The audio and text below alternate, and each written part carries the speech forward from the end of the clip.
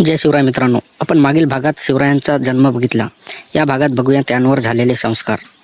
दख्खन अराजकतेत होरपळत होता, पण सह्याद्रीच्या कुशीत एक बालक मोठं होत होतं, जो फक्त राजा नाही तर एक विचार घडवणार होते. शिवनेरीपासूनच शिवाजी घडत होता. जिजामातांची संस्कारशाळा, रामायण महाभारताचे आदर्श आणि अन्यायाविरुद्ध उभं राहण्याचं धैर्य त्यांच्या अंगी येत होतं. मावळ हा केवळ प्रदेश नव्हता, तो होता शिवाजींचा कुटुंब. इथले लोक कष्टकरी आणि निष्ठावान होते. शिवाजींनी त्यांच्यात विश्वास पेरला होता. वय लहान होतं, पण विचार मोठे होते.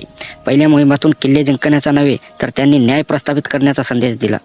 लूट नव्हे तर लोकांचं रक्षण करणे, धर्म, स्त्री आणि शेतकऱ्यांचा सन्मान ही स्वराज्याची पहिली नीती होती.